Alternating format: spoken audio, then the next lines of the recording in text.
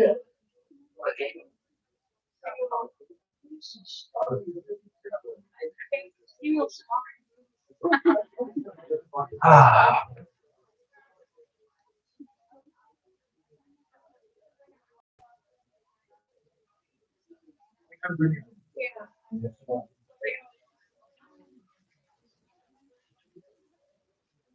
all right, welcome back. Uh, Sorry about Thursday. It was weird. I've never had that happen before, ever. I think I was just a little bit overworked, to be completely candid. I had been on a pretty long trip. I'd given 4 lectures in 3 cities in 3 days, and it was a lot. So I think I bit off more than I can chew. You all get older, I promise. It will happen to you. And no, I'm serious. And you have to recalibrate what you can do, right? So however many hours you can work a day now will probably not be the number of hours you work a day in 5 or 10 years. Just you have to always be cognizant of those things. So I had no symptoms afterwards. I drove home and I didn't have a fever or anything else. But anyway, so keep an eye on yourselves always. I appreciate you emailing me for well wishes. It's very kind. We have a very good student body here. Very good community. So I'm always grateful. Um, Julianne, event on Thursday. Please tell us the details. So the Federalist Society, American Liberty Union, and American Constitution Society are all hosting the next. It's a panel discussing Supreme Court case FSA versus Federalist. This Thursday at 12:30, 40, 5:16, right next door to Commonwealth. After, and we'll also have. And who's speaking? The speaker is Corey Liu, and the adjunct professor is Jerome. And who's moderating? I am. So she buried the punchline. Yeah. So this is an event on the pending affirmative action cases. Corey's an old friend. He clerked with the same judge I clerked for. Jerry Bernberg has argued before the Supreme Court. Really brilliant guy, also a dear friend. So you should come to this. If you have Conlo, that's fine. Just come a few minutes late. No one will object. And there'll be pizza. All right. Good. Free pizza. That's what you want to hear? Yeah, I hear it. I mean, that's the way student organizations work. You provide people with food, and they have to listen. But what's funny is that a lot of schools people dine and dash, right? No, I'm serious. I trust me on this one. They come, they take the food, and they vanish. So the funniest one I ever had was at NYU. This was maybe 8 or 9 years ago, where they deliberately didn't serve the food till the very end. They held the food in the back. They didn't even open it up until you sat through the damn talk, heard what I had to say, then you got your pizza. All right. All right. So questions so far? All right. So I want to recap what I failed to cover last class. And maybe if you watch a video, you got it. But I just want to sort of discuss a high level. Land use regulation, again, is generally is reviewed deferentially, right? The courts usually do not second guess the decisions made by various zoning boards. Indeed, the Kelo decision, the majority opinion, I think reflects that, the level of deference that's given to governments when they make land use decisions. But there are exceptions, and exceptions is the First Amendment. So there are some cases involving free speech, for example, restrictions on signs, what kind of signs you can put in your window, what kind of signs you can put on the side of the road. There may be restrictions based on architectural design, right? If you use your blueprints, your designs to convey a message. There might be some rare cases where your land use regulation runs into the free speech clause. But again, these cases are rare. There's also religion, right? Why religion? Well, under a statute that's called RLUIPA, I love the acronym, RLUIPA, RLUIPA. RLUIPA stands for the Religious Land Use and Institutionalized Persons Act, RLUIPA, my favorite acronym in the federal code. The government cannot substantially burden your free exercise through property law unless they have a very good reason for doing so. So let's say you have a church that wants to expand, right? Needs more space for its members. And the government comes and says, no, you cannot expand. Why? Well, it's historical. You have a very pretty church. We don't want you to change it. We want to keep it exactly as it is. And they say, well, wait a minute, we need more space for our parishioners. Under RLUIPA, that's probably not good enough. right? The government has presumptive right to grant certain expansions, certain privileges to religious organizations. Are you with me? Okay. Then we get to what's called the freedom of association, which is a sort of very, how do we describe it? Very vague constitutional doctrine because it's not actually in the First Amendment. The First Amendment said there's a right to freedom of assembly, there's a right to gather, there's a right to petition the government, that's to complain, but there's no actual right of association in the First Amendment. You'll do this. You'll do these cases in the First Amendment. It might be based on the Due Process Clause or some other penumbra. We don't really know. The court doesn't really ever say for sure, but the courts recognize this right of association. And we saw this in two cases for the reading from last class, one of which I didn't even get a chance to mention. The first is Village of Belterra versus Boris, right? So what happened in that case? In that case, the government said, we are going to limit who can live together, right? If you're related by blood or adoption, as many people as you want to live under one roof, right? We don't care, no limits. But if you're unrelated, there are limits. If you're not married, there are limits. Now, why did the government enact this law? They said, well, we want to preserve peace and quiet and serenity in the neighborhood. That's always the rationale. But wait a minute, if your concern is peace and quiet and serenity, wouldn't the same concern apply to whether people are related or unrelated? It's not like related people are more quiet. In fact, if you're people with kids who are related, make a heck of a lot of noise. You can see my kids anytime you want, right? They're very loud. So we all know what's going on there. I think I explained this much at least in my fever-induced haze, right? Hippies, right? They were concerned about basically young people, unmarried, living together, and doing the sorts of things that young people do when they're unmarried, living together. Use your imaginations, right? But did the court strike down the zoning ordinance? The answer is no. This was an 8-1 decision. Again, I know somebody like Justice Brennan. Brennan joined the majority, right?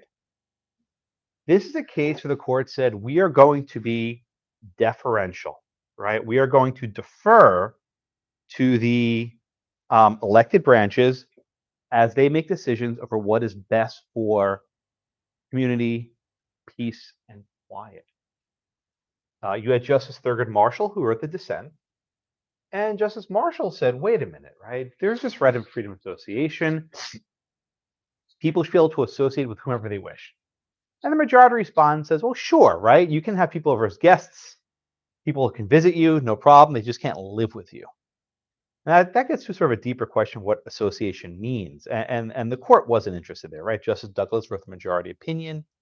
He had been long time a person who was very deferential on property rights. He didn't see much value in property rights. And we'll see that in some of our decisions for today. All right, so that was Belterra. There was another case mentioned in the notes, which you should know, which is Moore versus City of East Cleveland. East Cleveland. And that case was a little bit different, right? Again, in the Belterra case, the law just said whether you're related, unrelated, there are two sets of rules. But Moore v. City of Cleveland was different. I think it's note number 1 in 992. If memory serves, you can just check me on that one. I think I'm writing that page number. But this law did something different. It actually tried to define what a family is. And it basically said a family is what was historically called a nuclear family, which has nothing to do with nuclear power. It's not like the Homer Simpson family, right? A nuclear family is a mom, a dad, and children, right? And so if you were a nuclear family, you could live together. What if you were a family where the members didn't quite line up that way? So Moore lived with her son and 2 of her grandsons. But the grandsons are from different moms. They were not brothers, right? The grandsons were not brothers, from different moms. So therefore, Moore did not fit into the sort of conventional, nuclear family that was defined by the statute. So the government actually came and said that Moore could not live with her grandchildren. Okay. So what did the court do here? Was the Cleveland zoning ordinance valid? By 5 to 4 vote, this was close, 5-4. The court said this was unconstitutional. And the court distinguished Belterra. They didn't overrule it. The court distinguished Belterra, right? Again, Belterra allowed basically anyone, whether they were related by blood or marriage or adoption whatsoever, to live together, right? But with the Cleveland statute, they sort of sliced into the family and they picked certain types of relatives who can live together and other relatives who cannot. And they found that this violated the Due Process Clause of the 14th Amendment, which protects broadly a right of what they call familial choice, right? Choosing your family. This falls under the umbrella of privacy and other sorts of related cases. We query whether this case would come to the same under Dobbs today. But at least this was the substantive due process jurisprudence in 1977. This was in the late 70s. So again, we have these two cases, right? You have Belterra, where they didn't try to break down what family was, and that was fine. But Moore v. City of East Cleveland, they tried to slice and dice who a family was. That crossed the line. But again, it was a 5-4 case. This was close. I don't think this case comes out the same way today, but it's a precedent.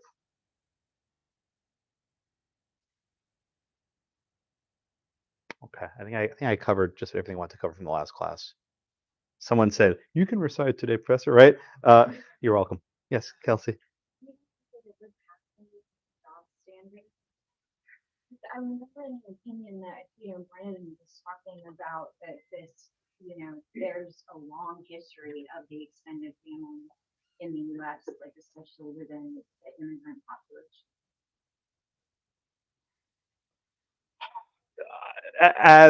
As I read Dobbs, I think this sort of thing reviewed with a rational basis standard, and it probably would fly. Maybe not. But let me actually take as a starting point, right? When we talk about the Supreme Court, right, one of the questions that arises over and over again is deference, right? To what extent does the court defer, that is, follow along with the decisions of the elected branches? And to what extent does the court say, no, we are going to intervene, right? And the classic formulation of this sort of choice is something you probably studied, which was footnote 4 of Caroline products, which again doesn't get much juice today, but mattered a lot for many decades. Right? What is footnote 4? Well, footnote 4 arose in a very unusual case, right? United States versus Caroline products. The facts of the case are fun. The government had banned what's called filled milk, right? Which is basically condensed milk, we would call today, right? You buy condensed milk, Carnation, whatever on the shelf. Okay, why did the government ban filled milk? Well, a pretext. They said, well, it's not healthy for you. Of course it was healthy for you. Who opposed it? Dairy farmers, right? Dairy farmers effectively lobbied to ban filled milk because they wanted people to use refrigerated milk. Because if you could have milk stored on a can, you didn't need to buy fresh milk. And during the Depression, where people were hungry and they didn't have refrigeration, filled milk was a good thing. So of course the government bans it, right? So the states, they ban it. Federal government, they ban it. My favorite ever was margarine. Oh, the dairy farmers hated margarine because it didn't need to be refrigerated. So they actually required in some states the margarine to be pink. You had to dye margarine pink so no one would want to eat it. That way you wouldn't confuse it with butter. Right. So all these laws were protectionist laws, right? These were just laws designed to protect incumbent interests, right? That's what these laws existed. They were not health laws. So the Caroline Products Company challenged the filled milk ban, and the Supreme Court ruled against them. But in the course of doing so, Justice Stone wrote this footnote that stretched almost a page and a half in length. And Justice Stone tried to say, look, here's how we think of constitutional law. And footnote 4 did not command a 5-vote majority. It was a dictum by any conception of law, but it was influential. We have to understand that footnote 4, it was decided in the wake of the New Deal and the wake of Lochnerism. Right? Seriously, everything comes back to Lochner. I swear these law professors are not very creative. The so-called Lochner era prevailed in the early 20th century. And during that time, the court gave very strong protections of property rights. Right? The New Deal court said, no more. We are not going to do that. We are not going to use the due process clause to intervene and to halt property laws. But they said there might be exceptions to that rule, right? Certain laws that burden so-called discrete and insular minorities, however those are defined. Well, we need to intervene on their behalf. Laws that burden so-called fundamental rights. Well, we're gonna review those more stringently as well. We're not gonna give those a rational basis standard. And what the court basically did was they sort of just sliced and diced the Constitution up that certain types of laws be reviewed deferentially, and certain rules will be viewed very rigidly. Now, what rights were reviewed rigidly? Well, they mentioned the Bill of Rights, the first 10, I say 10, really the first 8 amendments. 9 and 10 don't count. Right, so the first 8 amendments. Now, what exists in the first 8 amendments is, among others, the Fifth Amendment. And what is one of the provisions of the Fifth Amendment? Our topic du jour, which is the Takings Clause. So one would think, when you're leading up to Kelo, that if you read footnote 4, you would think, well, that's fine. Property rights protected. The Fifth Amendment Takings Clause is right there. Shouldn't we give the Takings Clause the same level of scrutiny would give the Free Speech Clause or the Free Exercise Clause? I think that would make sense. But that was not to be, right? The aversion, the hatred of Lochnerism spilled over to the Takings Clause, right? The sense that we should not be giving extra protection to property rights sort of created a carve-out to footnote 4. That what is otherwise an enumerated property right does not get protection. So how do we understand cases like Belterra, right? You have not only a right of association, but a property right. Shouldn't property rights get heightened scrutiny? No, because Lochner. I trust you. If you were to ask Justice Brennan why he did not join Thurgood Marshall's dissent in Belterra, he would tell you Lochner. If you read Moore v. Civey's Cleveland, you know why the dissenters dissented? Lochner, right? They were afraid that by strictly scrutinizing property laws, you will be opening the door back to Lochnerism, right? It's like this boogeyman that just sits on the shoulders of all these justices saying, ooh, Lochner, right? They're the ghost of Christmas past, right? Just haunting them, and they can't escape it. God, John Roberts must have like a Lochner nightmare once a week, I think, right? There's lots of nightmares. I caused probably several of them, right? But the justices are just duly afraid of the Lochner case. And as you read the Kelo decision and ask yourself, wait a minute, why are all these liberal justices voting against this poor woman trying to keep her house? How could this be? The answer is Lochner, right?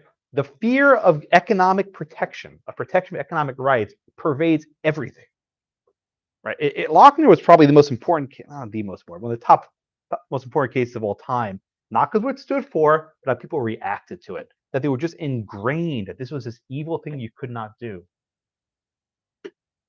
right? And of course, the other element of Lochnerism was abortion, right? It says, well, my God, if we have Lochner, then we have Roe. We can't have both. We have to get rid of both of them. Well, a curious thing that happens now is now that Roe is gone, can conservatives embrace Lochner again? Make Lochner great again? I don't know, right? No, things are afoot. Things are moving on that front. What was that? Yeah? Sure. Okay. Whatever. All right. I think my rant is over. Actually, I shouldn't say rant, but a bit of a wind up. Does everyone just get the basic framework of how we get deference in a case like Belterra and why Moore v. City of Cleveland's a 5-4 case? The answer is Lochner, right? How much deference does the government get on property matters? Kelo, majority, John Paul Stevens, no conservative, said we're going to defer. We're going to use a rational basis standard to review the decision of the New London Zoning Board, the New London Eminent Domain Board. And you got Justice Thomas saying, no, no, no, no, no. You got to be strict. All right, everyone with me so far? All right, so let's focus on the text, if we can, for a few moments of the takings clause, which I have on here. If you don't have your pocket constitutions, you can check on the board. Okay. So the framing of the Fifth Amendment takings clause is kind of weird. It's framed in the negative, right? It says, nor shall private property be taken for public use without just compensation. So there's a lot going on in a very short space. So let's just go word by word. Private property. This might sound like a dumb question, but it actually isn't. It's litigated. What does private property mean? Does that mean real property? Does that mean personal property, chattel? Right? Can the government take private property? Does it refer to surface rights, subsurface rights? Does private property refer to the potential to build? That is, I have an unbuilt lot. I can keep the unbuilt lot, but I can't develop it. Is that a taking? What about property that's shared, right? Shared with other people. Who actually owns it? These are actually litigated issues. We won't focus too much on it. We'll do one case. It's actually a fun case involving taking of raisins, where the government literally shows up at this guy's house with a truck, says, "Please give us your raisins." And there's a question whether that's a taking. It's a really fun case called Horn, Horne. You'll do this in a few weeks. But that's the only case. So the Supreme Court held that yes, in fact, private property, chattel, is protected. And this was case was like 2016. So I mean, we went a long time before answering that question. It was actually a pretty recent question case. All right. So let's go on next. Nor shall private property be taken. Taken. Taken. Now we often call this provision the takings clause, as takings, but that word doesn't actually appear there. It says taken. What does it mean to take property? Right? What does take actually mean? So again, if I go to your house with a truck and I say, "Give me your raisins," okay, that's probably taking your property. I think at least the government didn't agree. If I come to your house with a bulldozer and say, "Okay, I'm going to demolish your house," that's probably a taking, right? I don't think people will disagree with this one. If it involves a bulldozer, there's a taking. That's a good rule of thumb you can all use. But what about when it's not so obvious? What if I have a coal mine and the government says, "Okay, you can keep your coal mine, but you can't dig for coal anymore"? Is that a taking? In other words, you can keep your coal. It's under the ground. It'll be very nice for you to look at, right? But you can't dig it. You can't retrieve it from the ground. What if I have some beachfront property and the government says, "Okay, you can keep your beachfront property. You just can't build anything on it. You can go there, you can put down a blanket, have a picnic. It's lovely, but you cannot construct anything on that property." What happens if you live, I don't know, let's say in Addicks or along I-10, and the government has a hurricane bearing down on your town? And they say, "Okay, we're going to flood your property for 10 days with 10 feet of water." You can keep your house. It's going to be underwater for a while. Is that a taking? Of course, speaking of Hurricane Harvey, right? This happens to a lot of our neighbors in the community, right? There's ongoing litigation whether that's a taking, whether when the government floods your property, is that a taking? What the government says, well, we need to do a survey about whether a building is safe. So for 10 years, you can't build anything. We'll just put a pause for 10 years. And then in 10 years, we'll renew this 10-year moratorium. So basically, a never-ending 10-year run of moratoria. Is that a taking? What if the government says, "Okay, I got it. This is a good one, right? Okay, you want to build something on your beachfront property? Okay, we'll let you build that. But you have to give the government an easement to allow people to cross your property to go to the beach. You have to dedicate an easement for the benefit of the public. So if you want your permit, you got to pay. Give us an easement for free. Is that a taking? Maybe another example. What if the government says, okay, you want to build something? Pay us money. Just give the government some money and we'll let you build. Is that a taking? What if the government seizes your property? Let's say, I don't know, you have a type of a weapon that was legal and the government passes a law banning that weapon. It was legal yesterday, now it's illegal, and the government seizes your gun. Is that a taking? Is your property? Anyway, this is such a complicated topic. I just gave you about a dozen examples, and that just scratches the surface. We'll do some of these in class, those we'll probably never mention again. But deciding whether something's a taking is very, very hard. Okay, very difficult. Again, the case today, the Kelo decision, is actually pretty straightforward. If there's a bulldozer, they're taking your property, right? That's just, you can take that one to the bank. If they're looking to knock over your house, it's a taking. But if they're looking to regulate it, that's hard. Really, the rest of the semester after today is the second one, where they're not using a bulldozer, they're doing something else. Those are all, that's the rest of your semester, whether it's actually a taking. Today the class is actually a lot easier. All right, questions so far? No? Okay. All right, so then the next one, public use. Okay, that's actually the theme of today's case.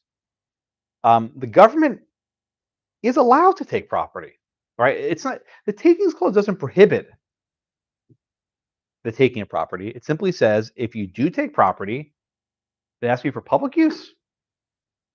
For public use. Now, what is public use? We'll talk about that at great length. I won't do too much on it now. But needless to say, it's quite broad. If you think of the police power, right? Whatever the police power is, that is sort of how public use is understood. Whatever helps the people, safety, welfare, morals, however you want to define it. But the public use is defined very, very broadly. Okay, move with me. Then we get to the last part. Last part. Just compensation. All right, again, so the government is allowed to take your property, but they can only do so if it's for public use and if they pay up. They must provide compensation that is just. Usually when the government tries to seize someone's property, this is all the litigation's about, right? When they want to demolish your property, you can't really argue this is not for public use, especially after the Kelo case, right? The Kelo case defined it so broadly. So to the extent that there's litigation to be had, the litigation concerns whether the compensation is just. Now, the framers of our Constitution, the Fifth Amendment, did not say fair market value, right? They didn't use that. They didn't say to include all costs and attorney's fees. They didn't say that either. They didn't say including moving fees and sentimental costs. They didn't say that either. They used a phrase that had a very deep pedigree in the law, which was just compensation, right? So what is just compensation? What does that even mean? It's a very strange negotiation, right? Why is it a strange negotiation? Usually, when you negotiate, you always have the option of walking away, right? If someone says, I want to buy your house. Okay, make me an offer. If the offer is too low, you say, no, thanks, never mind. But when the government makes you an offer, like Don Corleone, you cannot refuse it, right? Literally, you can't, right? The government comes up with an offer, and you can either accept it or accept it, right? I'm being somewhat facetious, right? There is some give and take, and there is some perhaps negotiation, but eventually you'll get to a point where the government says, here's our final number, move out by such and such date, or else we'll bulldoze your house down, right? You cannot decline. When the government is exercising the power of eminent domain, which we'll talk about today, when they're actually exercising that power, and a court approves whatever the final number is, there's going to be a number, whatever the number is, you have to take it. I mean, I guess you can decline the money and say give it back to the government. You can always do that, but right, that's it. You don't negotiate. So the takings clause basically says the government can pay you to leave, and you can't complain about it. Even if you're following this, this new I-45 development that's been in the news recently, there will have to be a lot of eminent domain. Right? In order to widen the highway at certain points, people who live near the path will have to surrender their homes. There are churches, there are businesses, there are other schools in place that will have to just move. Now, I think everyone agrees that a road is a public use. It's really a definition people use it to get around. That doesn't make it any easier for those who have to be relocated. It's not a pleasant facet of society. All right. Yes, sir. Property.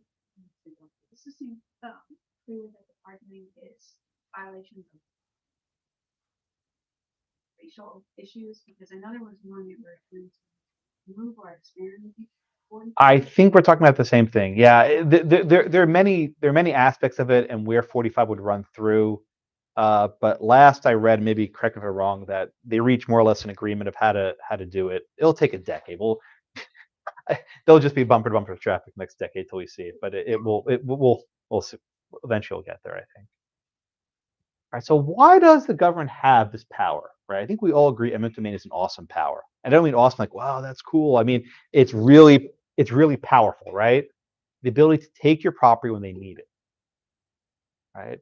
So at a basic level, I think we all agree the government needs the power to take property to do things for the public. So imagine again a highway, right? A public road. This is something that benefits the public at large, right? We need highways. Imagine you need room for military installations, right? Military facilities, police departments, schools, right? In order for the government to function, they need space to do things. And perhaps the government already owns land, but maybe they don't. So there's a good argument for why eminent domain exists. Where the rubber meets the road, though, is when it's moving away from what you might call a public use to something that's not so public. And here I'm talking about the concept of economic development. What we saw in the Kelo case, and other cases I'll talk about, is the purpose of the eminent domain. When I say eminent domain, that's the process by which you seize property, right? It's called eminent domain. Eminent domain. The purpose of eminent domain is not to build, a park or a road or a school or even a hospital, but it's to basically clear land that can be used by private developers for economic development. Now, think about the case we've faced so far. Consistently, the courts have said that economic development is a valid basis for zoning, right? If you want to have a zoning code to keep wealthy people in and keep poor people out, that's just fine. So the same sort of dynamic about using property laws to benefit economic welfare, at least of certain people, is fairly well established. Keep with me. And think of another example, right? Let's say that you're a developer and you want to build a shopping mall, just make it easy, right? And there's a row of 20 houses. And you want to wipe out this row of 20 houses to build a shopping mall. Okay, so maybe you negotiate with the first house and you get a good price. Then you negotiate the second house, get a good price. Eventually, you get to house number 20, and this person's holding out. Let's call the holdout. And house number 20 is refusing to sell. And no matter what offer you give house number 20, they say, nope, not interested. And they know that you can't build this mall till their house is wiped out. So this is where the government can come in. And the government can say, okay, we'll use eminent domain to force the sale of house number 20. Right? So in many regards, eminent domain sort of eliminates a holdout problem. So it prevents one person from holding up a development of a big area. But of course, in this case, the government's taking a side. They're siding with the developer over the person who owned the home there for however much time they were there. I know I'm lecturing a lot. There's a lot of material I want to cover, so I will call people, I promise. I know you're all just waiting. Of course, Sydney or Gwen, whoever's next, was just like, oh, my next. I'm sorry, you two. All right. I'm not done yet. I'm sure. I'm sorry. All right. What else? questions so far? Yes, Ben. So, if you have like two private banks, one of them is holding out, you can contact the government and be like, Oh yeah, yeah. I mean that's sort of what happened with the Kelo case. When we'll get there a little bit later, but Suzette Kelo and a few others refused to sell out. Right, they refused, and so the government comes in. Okay, again, when you negotiate with a private party, you can always say no. When you negotiate with the government, the answer is not no. It's okay. I can't fight anymore. Right? I mean, not everyone's willing to actually go to court. I mean, again, I think everyone's like, oh, everyone is a lawyer. Oh no, not everyone's a lawyer, right? Most people just roll over and just go along with it. No, it's not funny, right? It's a fact of life. If you don't have the resources to fight, you're not going to fight it. All right, so let me give you two cases that were decided that might be useful, and it's referenced in the reading. The first one's called Berman v. Parker. All right, Berman v. Parker, 1954. Again, it's not in your book, but I want to mention it. This case arose in the District of Columbia. There was a very called a blue collar neighborhood. It was mixed race. Black people live there, white people live there, immigrants live there. It was a good neighborhood. The District of Columbia decided they wanted to basically demolish the entire area to build some sort of new economic development. Again, there was no allegation of any sort of widespread crime or blight or reason why the neighborhood had to go. They just decided that there was some neighborhood that would better serve the people. And this case went to the Supreme Court. And the question was this: was economic development a public use for the Supreme Court, for the Fifth Amendment, right? And who wrote the opinion? It was Justice Douglas. Yes, the same Justice Douglas who wrote Belterra. And Justice Douglas said, yes, this is fine, right? The government has broad latitude to regulate the land. And if the government thinks that having some new economic development there in DC is better for the community, then go ahead, wipe out the neighborhood.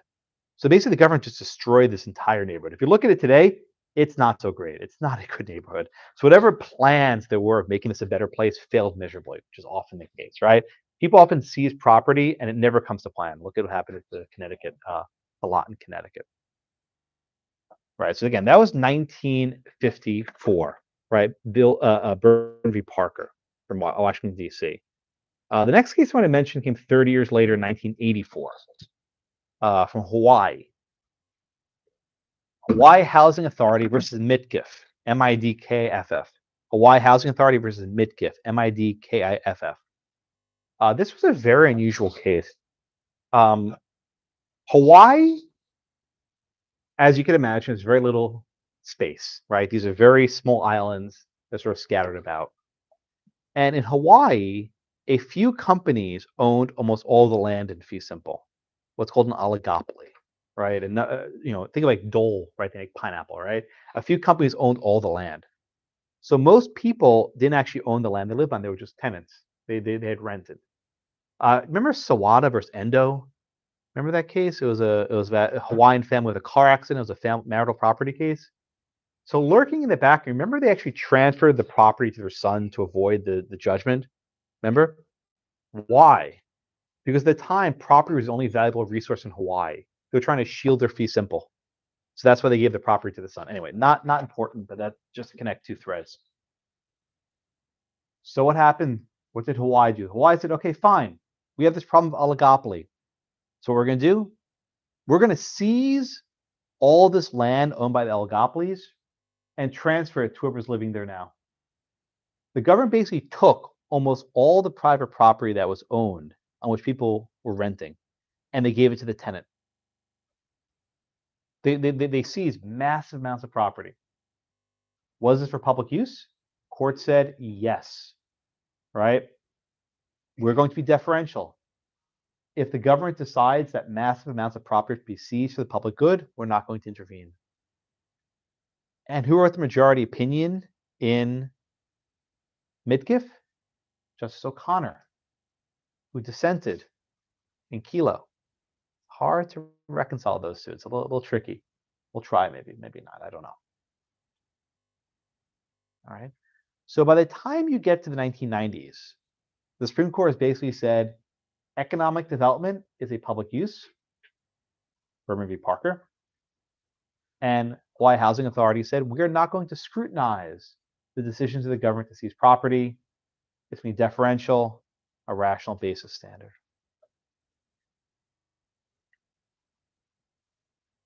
And that brings us, after, my goodness, 40 minutes, to Kelo. I'm making up for not talking in the last class. All right. Now, who is next? I can't remember. She's pointing her. Sydney? All right, Sydney, do you want to please, patiently waiting, thank you, my friend. You want to please give me the facts in Kelo?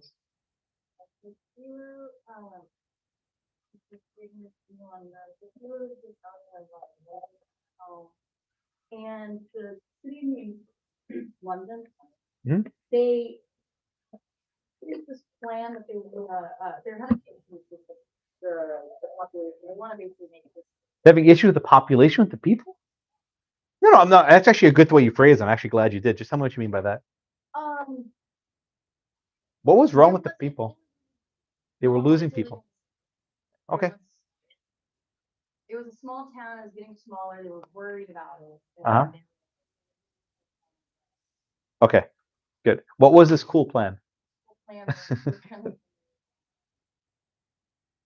basically, we're gonna create this area, like taking this neighborhood and building it. Like they had Pfizer coming in, that was gonna bring jobs for shops. Basically just rejuvenate, hoping that the population would grow and people would stay. Okay. Thank you, Sydney. Very good. All right. So the facts here, depending how far you want to go, are complicated. New London was a town on the shore in Connecticut. Beautiful town, very, very pretty place in New England. But it had been economically distressed for many years. There had been a shipbuilding factory and other facilities that had shut down. And you have what's called a brain drain. You hear that phrase? Where basically all the people with any sort of skill say, why the heck am I staying? Let me get out of town. Let me get out of Dodge. So when all the sort of smart, wealthy, successful people leave, you're basically stuck with people who don't have means, right? And so the city said, aha, we have to rejuvenate, to use the word that Sydney used. We have to rejuvenate our city. And they had this very thorough plan that they would attract businesses to the area, and the businesses would bring jobs, and with the jobs, people would move there, and they would bring their families, and they would go to school, and they would pay taxes, and it would just be awesome, right? Everything, what's that song? Everything's awesome, right? It'll just be perfect, right? You know, what could possibly go wrong? Now, a lot of stuff was happening behind the scenes, and I don't have much I want to go into detail here. But the Connecticut governor, his advisors, were very closely linked to Pfizer. The Pfizer Corporation made a loan. How much was it? 100 grand? Right. Pfizer made a $150,000 loan to the New London Development Corporation. Go figure. Right? Who knows? The companies can just give loans to the government. I know they could do that.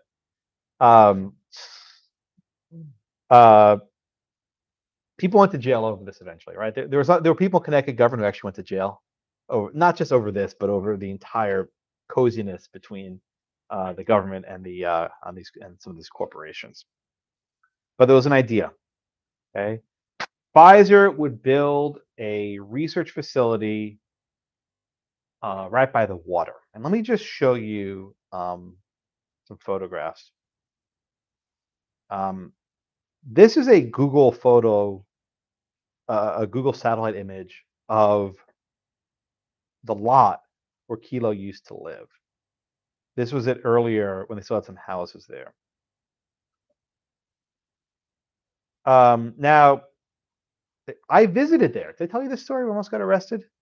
Okay, so I think I told you the story, right? So I visited there in 2013 or so, and I've been assured it still looks the same way. This lot is about 1 block or 2 blocks from the water, so it's a beautiful location. Now, if you look at the lot, it's empty, except it's not empty. What's on that lot that sort of sticks out there?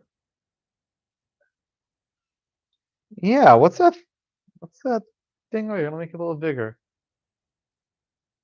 Yeah, what is that? What's going on there? But why is there a building with a parking lot in the corner of this lot? Meanwhile, the rest of the entire lot is empty. What is that? That is the Italian Dramatic Club, which is exactly what it sounds like. It's a private men's club, Italian, that was located a couple blocks from where Kelo lived. A guy named Valentini ran the club. So no, not New Jersey. We're in Connecticut. Perfect timing, right, Sid? You're good. No, she told me we're good. So when this plan was being developed, the head of this club, Valentini, called a member of the government to his club. And he said, I want you to promise that you're not going to demolish my club. And the guy gave him this promise. And he put in writing, too, on letterhead, saying that we will not demolish your club. Everyone understood this. Now, how could it be that if Pfizer needed this entire lot to build whatever it is they're building, that you have this random Italian men's club sitting on the corner of the block?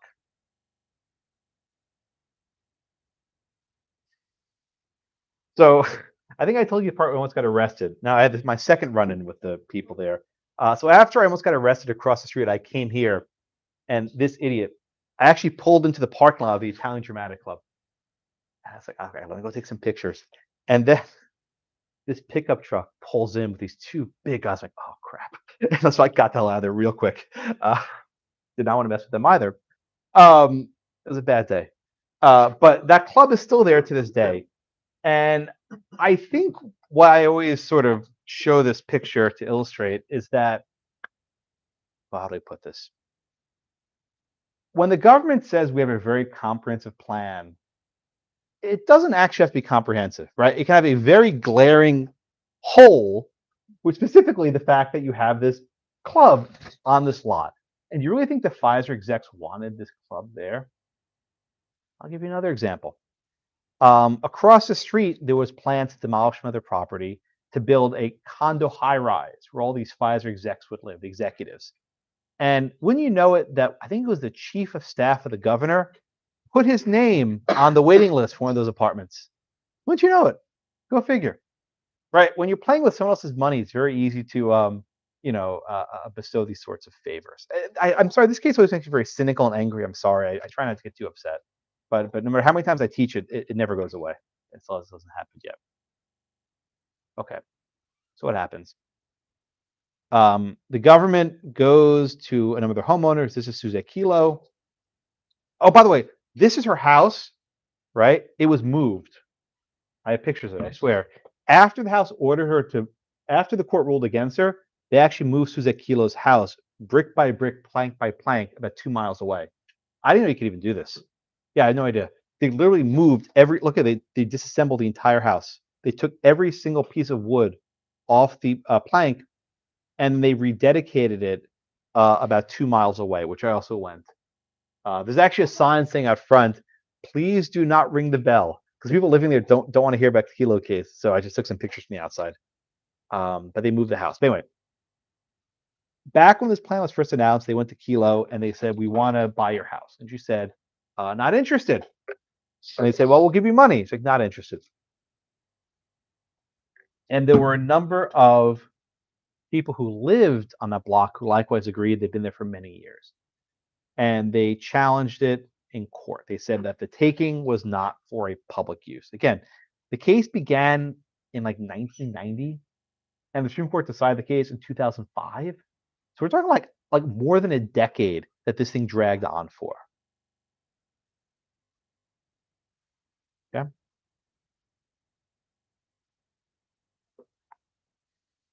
All right. So the case goes to the Supreme Court. 6-3 vote.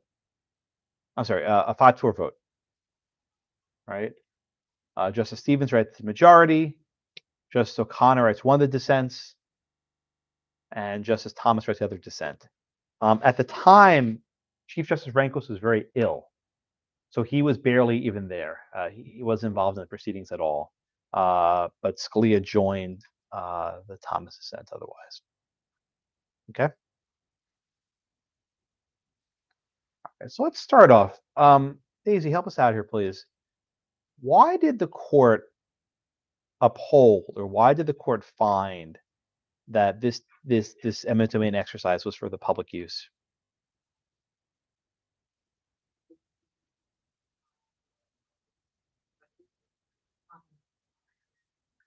Okay, good. Let me talk about that one for a minute, right? Daisy, what's the difference? That was actually one of my questions. I'll just skip to it here.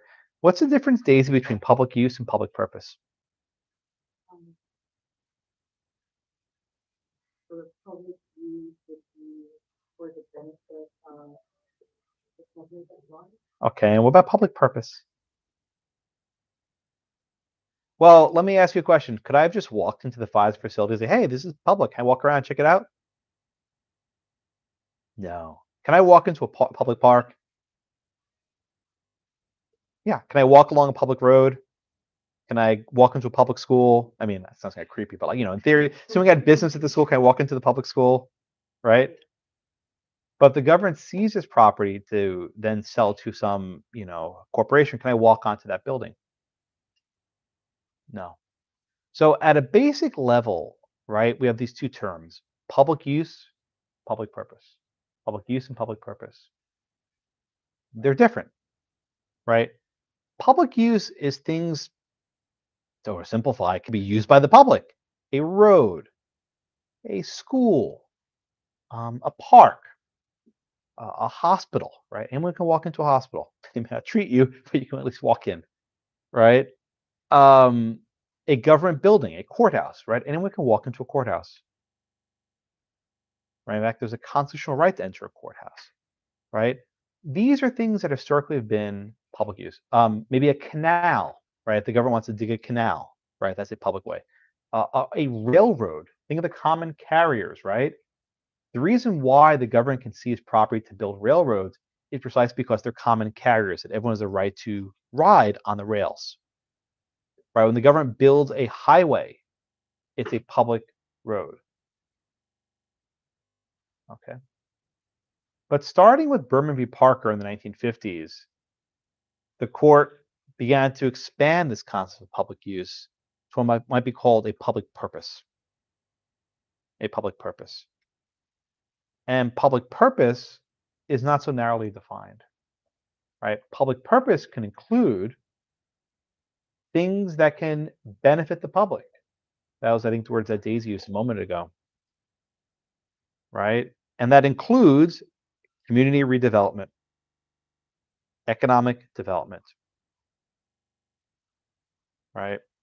Making the economy better, improving jobs, improving the tax base, eliminating crime, right?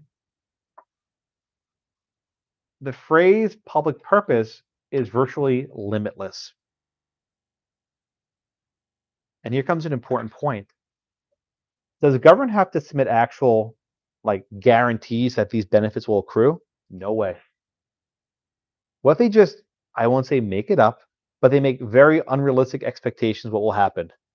That's good enough. Why? Lochner. I'm sorry. I got you. But not really. It's Lochner. What's that? What's the thing? I'm not saying it's aliens. It's aliens. No, I'm not saying it's it's Lochner, right? The question is one of deference. Justice Stevens says very clearly, we do not demand guarantees. We do not demand to know whether these plans are actually feasible. It's enough for the government to come to court and say these things will happen. And indeed, if you look at the Kelo oral arguments, I put some audio in the video I showed you. The lawyer said, "Oh yeah, all these great things will happen," and then, of course, none ever happened. It's an empty lot still, 15 years later. Okay. So the lawyers then for Kelo faced a choice, right? They didn't ask the Supreme Court to overrule Berman v. Parker, right? They could have, but they didn't. I know if they did, they would have lost no matter what. It wouldn't have mattered. The court would not overrule Berman, but they made that choice, right? So then they were sort of hamstrung. They were constrained about what arguments they could make. Right? All they could then argue was that the city of New London was not taking it for public purpose. It was doing something different, right? Maria, what did Kelo argue was so terrible, so egregious about the specific relationship between Pfizer and the city? Like, what specifically? Why was it so problematic?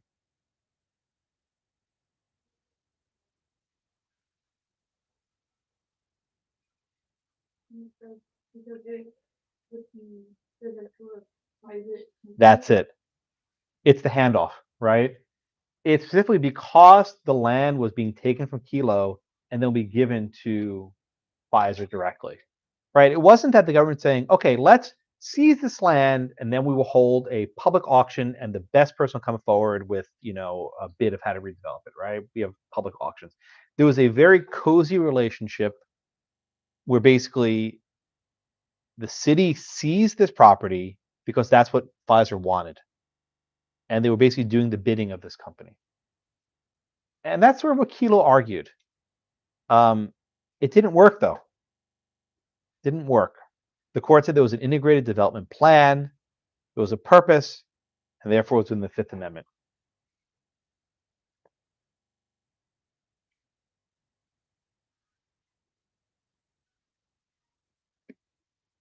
Right?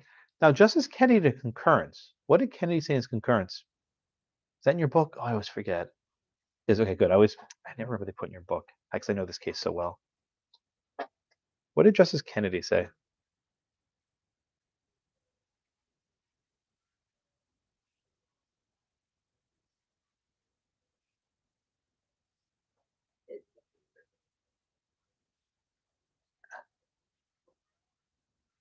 Excellent. Okay, very good. Thank you so much for that. Right. So Justice Kennedy always does his Justice Kennedy thing, right? Where he rules for the government begrudgingly, right? He does this all the time. Oh, I'm sorry, he did this all the time. He doesn't do anything anymore, thankfully, right? What Justice Kennedy said is usually use deference.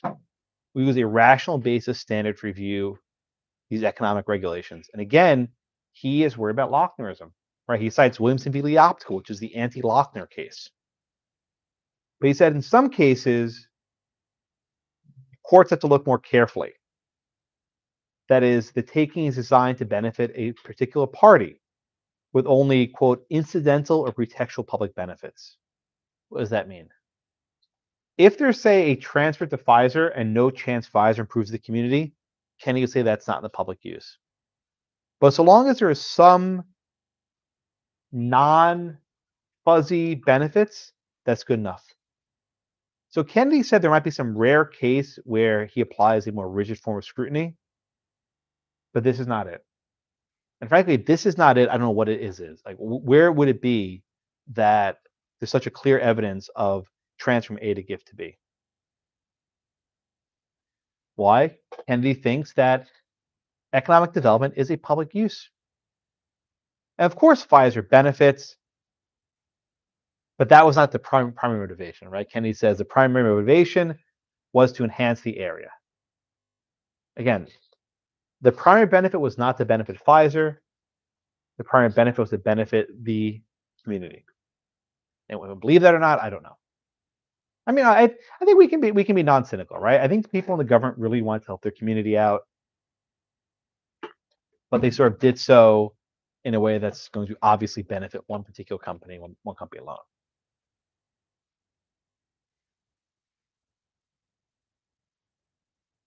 Okay, questions so far? Yeah, I'm sorry, I had my peripheral vision. For the public officials that were in prison for this, or were they directly in prison for? No. It was just the general way of doing business. Yeah, yeah. I can't. I don't want to say 'cause it's probably libel. but I know at least one of the person on the governor's staff went to jail. And did the governor, who, did he go to jail? That was it. Yeah, yeah, John Rowland. That was it. Wasn't that his name? Yeah, John Rowland. He went to jail for fraud and other things. And I think his chief of staff went to jail also, if memory serves. If you want to Google that on me. Uh, uh, it's funny. The governor Rowland. He also tried to lure the New England Patriots to move to a Connecticut stadium. You can Google this. And he actually promised to build a stadium in Norwalk or Hartford, one of the cities. And then Bob Kraft basically used this to negotiate against get a better stadium for the Patriots in New England. But basically, we'll use eminent domain. We'll seize all this land. We'll build this ginormous stadium for the New England Patriots to move to Connecticut. And it was never going to happen. Yeah.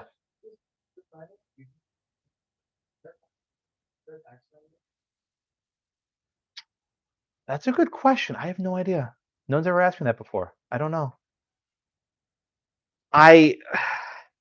If it is, they're taking your. Yeah, no, I think the answer has to be no because they're basically giving you the value of your house, right? So you're losing your house. I can't imagine you lose your house and you pay taxes. I think the answer is no, but if anyone wants to Google that, I really don't know. No one's ever asked me that question before.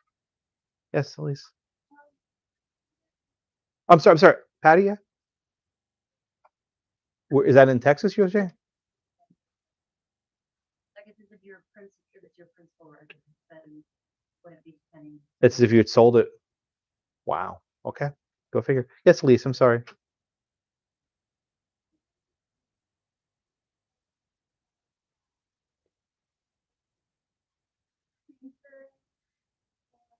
Like favorite words, project, and like the public use. Correct. He said in those cases you would use a more stringent standard of review. Isn't that right? Well, look, I mean, what Kenny says is that's not happening here. What Kenny says is the primary purpose here is not to benefit Pfizer. It's to rejuvenate the community. There are benefits for Pfizer, but that's not the primary purpose. You seem unimpressed. No, I mean, look, I mean, that's why I hate to keep saying Lochner, but I'll keep saying Lochner. If you want to take the presumption that courts will scrutinize laws affecting property rights, this is an easy case, right? O'Connor and Kennedy have the argument, 100%. But if you say we're going to be very deferential because the government knows best on property rules, think of town of Euclid, right? Think of Village of Belterra, right? Think of all the cases we've studied so far where the government says we're going to let the government do its best for property to keep property values up. If you study those cases, then Kelo is actually pretty straightforward, right? It's true. It's different between having a zoning law imposed on your property versus having your house demolished, right? But it's an idea of deference.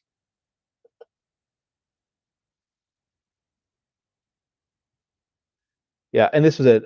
Lawrence Alibozic, who was the chief of staff to the governor, also went to jail for illegal campaign contribution. So I mean, just the I didn't mean to blow your question, but the entire crew just was bad from top to bottom. But Justice Kennedy, they were the best of hearts, right? Okay, everyone with me. All right. So any other questions on the majority opinion by Justice Stevens or the concurrence by Justice Kennedy? Justice Stevens actually later in life sort of apologized for this case. Like he didn't quite apologize, but he sort of said like this was probably a mistake. Um, it's a hard decision to justify. And again, one of you emailed me about this. It's sort of weird to see the court's liberals lining up with the Pfizer Corporation and City of New London. Oh, you have the court's conservatives lining up with the little one, like the little property owner. And there's sort of a disconnect here. And a lot of it again stems with what's your willingness as a judge to protect property rights. Because if you protect property rights here with a very sympathetic plaintiff, Suzette Kelo, what about we get to some of the later cases which involve corporations who don't like environmental regulations, right? So I think the liberals here sort of bit the bullet and went along with it. I mean, I've liked it, but they realized that giving more power to the court to scrutinize things could indeed frustrate many other progressive priorities. All right, questions on that? Your hand seems to be coming up, but not sure. I just wanted you to clarify like the big takeaway for Justice Stevens opinion. So he essentially agreed with the two cases mentioned before, Berman and Mitgiff, yeah, saying that for the people correct, and correct. And specifically, there's no evidence here that this is sort of improper favoritism, right? That even though it's very clear that one company will benefit here, there's still going to be benefits to the public, which is enough. All right. Everyone with me on the Stevens opinion? Yes, sir, Alex. Actually, this might be more appropriate when we talk about the policy. So I'll say. Whatever you want. Okay, sure. So, uh, typically when you give deference to a government or a state government or a federal government, you're not looking into the reason why. But if you suspect it might be on like equal protection grounds, so like he talks a lot about the DC neighborhood homicides, and he says, this is primarily falling on people of color. Would Yeah. would the court ever like give special deference for something like that? Yeah, I wrote an article about that once. I mean, so look, it's how do I put this? When Justice Kennedy was in the court, I think that was a very strong theme, right? Justice Kennedy was always very concerned about equal protection violations. But there's a doctrine which you maybe never studied, a case called Albright v. Oliver. No reason for you to have read it. It's a, how do I put it? The court doesn't like using equal protection when you're really talking about the takings clause. In other words, if there's a clause that's designed directly for what's at issue, they don't like using other clauses. So people have tried to challenge takings clauses under substantive due process, for example, or equal protection. The courts resisted it. I wrote an article many years ago saying that you should be allowed to, but what do I know? But yeah, that's what the theme that's there. The other issue with eminent domain is usually involves classes of one people, right? Just one person saying, well, you're taking my property in particular versus there's a community plan, it's the entire area. I mean, how do you actually challenge a taking, right? I mean, let me make this point more explicitly to Alex's question.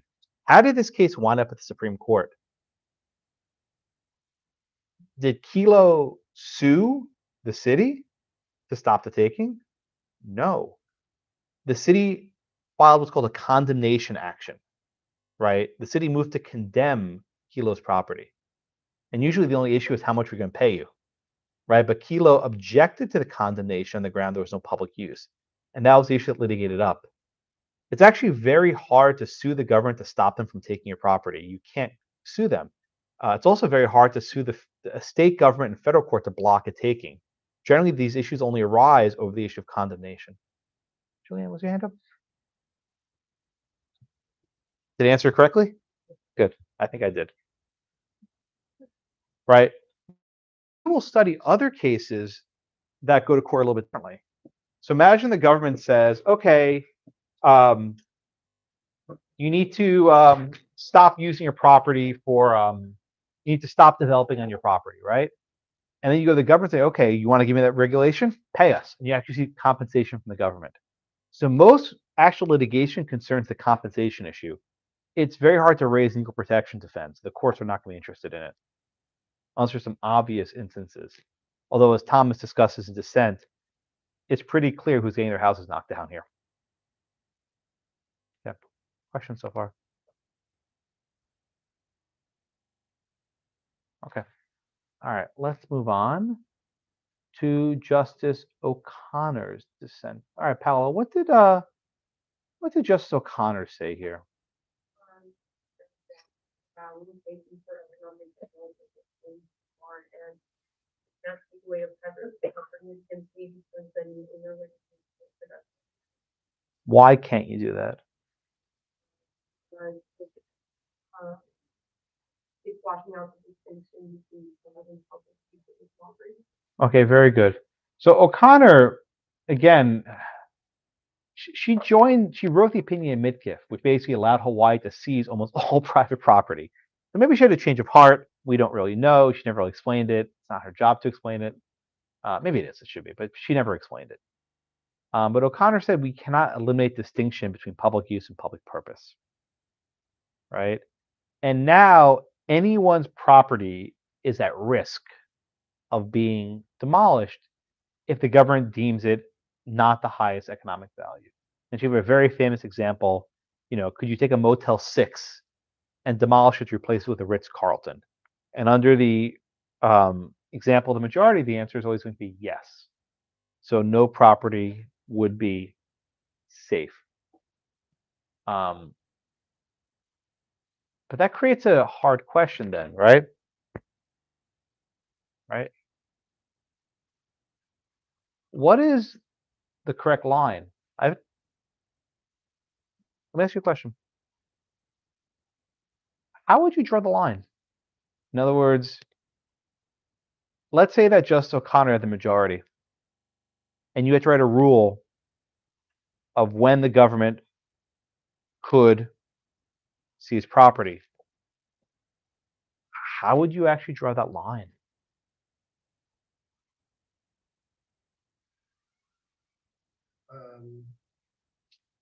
Think I would rely more on the term public use instead of public. Okay, then purpose. what's a public use? You tell me.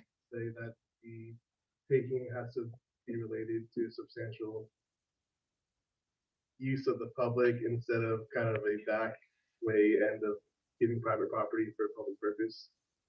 So, I mean, imagine you have a city like New London that actually is totally economically depressed, and that there's a natural resource in the area, and that natural resource can be mined by a company. And that's the only way to make the community better. Otherwise, the community will just fall into bankruptcy and fall apart. And everyone in the community says we need to seize this one piece of land for mining. That'd be okay. And hand over to a private company to mine it. You're gonna tell everyone in the community you have to basically, yep, you guys got to go become bankrupt. Nope, no money at all. What if they use the money they got from mining for the individuals? No, they'll hire people. They need workers, need miners. Seven Dwarfs, right? They need people to mine the mine. Who paid them? The Seven Dwarfs. I don't even know how that stuff works. Right, go on.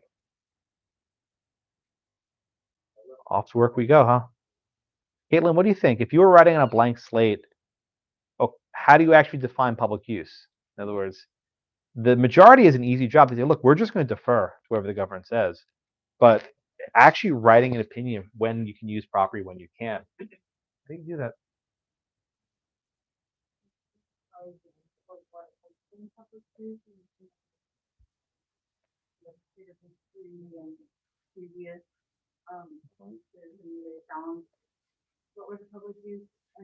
What a property that's blighted? Can the government use eminent domain for blighted property?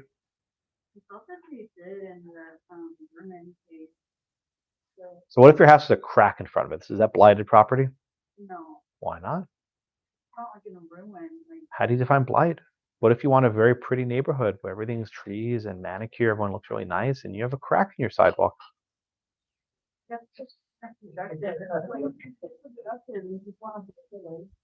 I know the HOA, so it's definitely HOAs. All right, so I don't mean to give these guys a hard time, but it's very easy to criticize the Stevens opinion, but actually writing on a blank slate gets a little bit trickier of what standard you would use. Right, and indeed, after Kelo, many states, in fact, adopted various definitions of eminent domain that were not very good. Let me just pull the one from Texas just so you have it. Texas adopted one in 2009, which prohibits eminent domain for economic development or enhancement of tax revenue. So in Texas, it is not a public use to do economic development or enhance tax revenues. Good, right? Sounds good, right? But the definition of blight is so broad. You can basically condemn anything. And let me just read this to you. Blight can be any area that creates an economic or social liability to the municipality. Right? So any area that creates an economic liability is blighted, which can mean it's not generating enough revenue, so you can condemn it. So even in Texas, the standard which eliminated the sort of Kelo economic development standard still has this very broad definition of blight. So this is why I was giving Caitlin a hard time, the blight issue. That's actually how you get under modern law. Alex? So, I mean, I kind of understand what you're saying, how it's a difficult problem. and even in the comments, he says, well, we should go look at history, and historically it was always if the public was given the legal right to use it, Correct. it was for the public use. But like I think even that has problems. But like, what about like a public mall, right? Where that technically you have that use that for the public, but obviously you think it would be a mall. So there's actually Supreme Court case law on the right to protest in public mall. It's called Pruneyard v. Robbins from the early 1980s. And if you don't care much about that one, think about a social media platform, right? Do you have a right, any sort of government right to speak on Facebook or Twitter, right? Twitter is bigger than a mall, right? Any mall you want to go to. So actually, speech in public fora is actually very complicated about whether requiring a mall owner to allow protesters in, is that actually a taking, or is that a protection of free speech? These are actually not easy questions at all.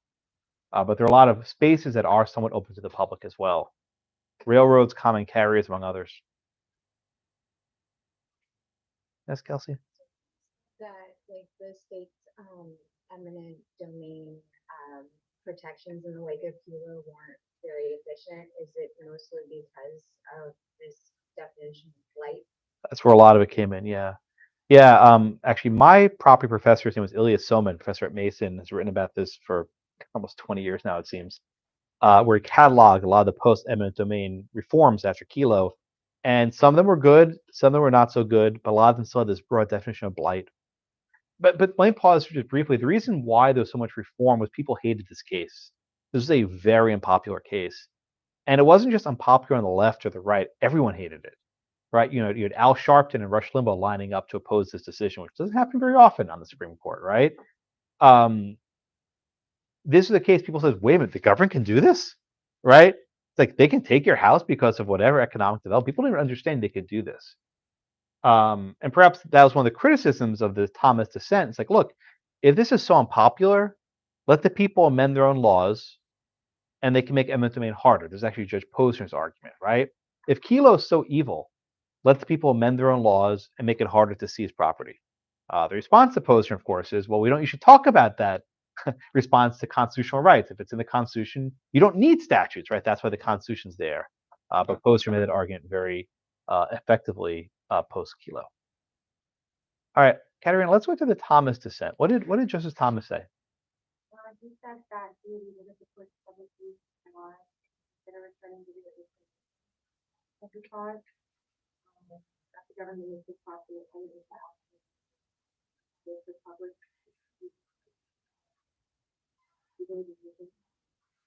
Very good. All right, so Justice Thomas does what he always does. He says, well, we need to revisit the original meaning of the Constitution. And I think Alex made this point a few moments ago. His line would be, does the property actually have do the public have a legal right to use the property? Right, and that's a line, right? I can use a park, I can use a public road, I can use a school, I can use a government building, go to a courthouse, and so on. I cannot just wander into the Pfizer facility. I'll be shot if I try to do that and arrested. By the way, do you know what they're making at this Pfizer facility? Viagra. One that was never built. That's what they need this land for. Something like that.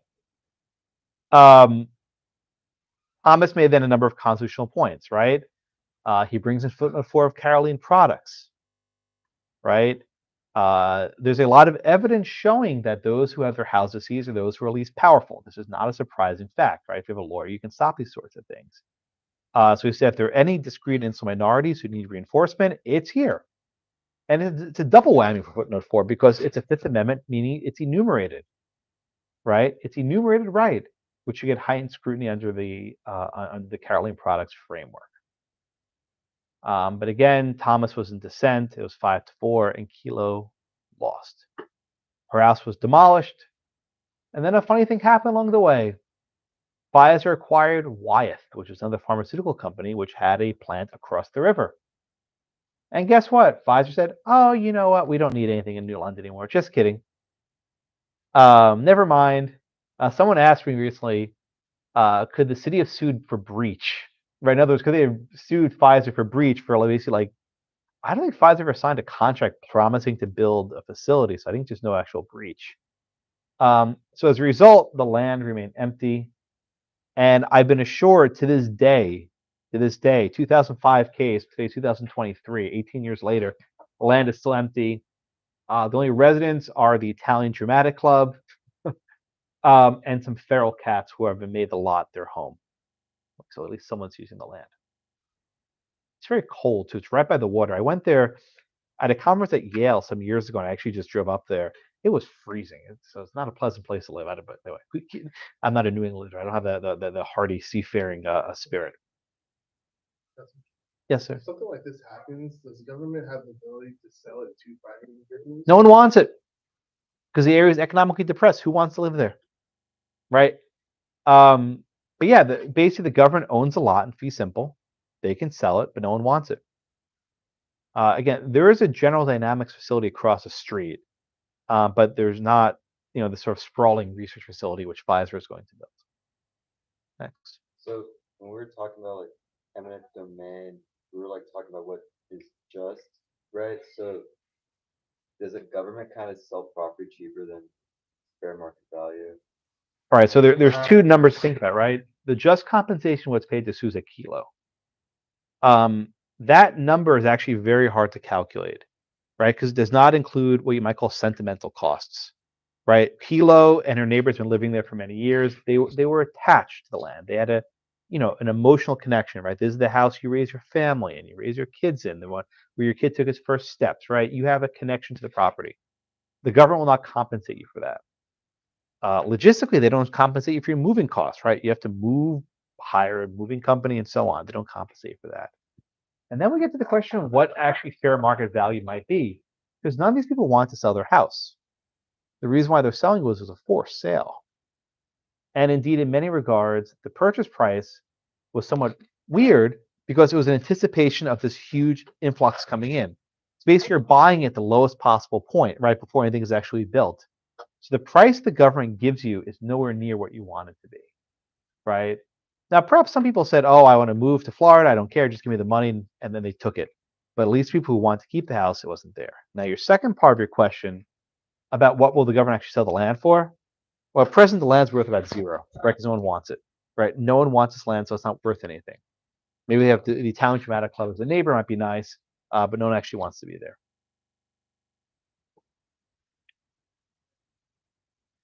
Yes. Of course. Yeah, that's when we went to jail, right? Yeah, no, there was no. I mean, let me see if they should look differently. If there actually was a contract in place, that could have actually hurt them in court. Because then it would have been really clear this is intended to give a benefit to Pfizer, right? They said, no, we have this comprehensive plan. All these pieces will fall into place. Everything will be perfect, right? But yeah, no, there was no guarantee.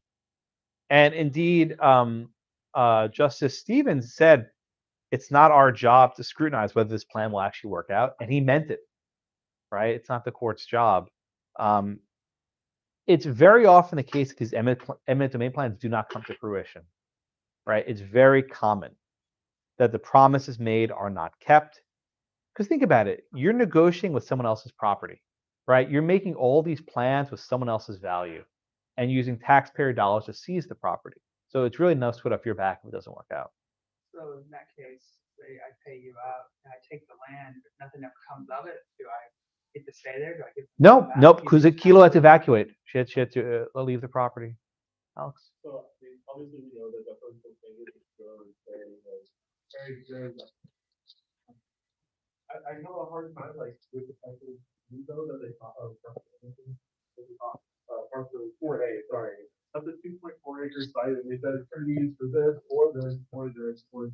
And we don't really know. Yeah. It's like, even that is, Well, this Kennedy makes his point in his concurrence. I'm not sure if this is in your excerpt, but when you say the phrase comprehensive plan, is there a role for the courts to scrutinize how comprehensive it must be? And the answer is no. Right? In other words, the court is not going to be like a real estate agent, right? To sort of say, oh, this won't make sense. You can't possibly build this. No one will come here. What's the movie? If you build it, they will come, right? There's no Field of Dreams. They're not going to scrutinize any of that under the Kelo decision. By the way, if you ask me for a case that might be overruled, this is my top 5 list. On the current court, putting aside stare decisis, this case might get 2 or 3 votes on the current court. I just don't think it'll get anywhere. But you know, we'll see what happens. You have to have. There are a number of what we call vehicles, a number of cert petitions asking the courts to revisit Kelo. They're floating everywhere. So I think this case is maybe not long for the world. Who knows? All right, questions. All right, so let me just sort of summarize up and sort of just give you a preview of where we're going forward.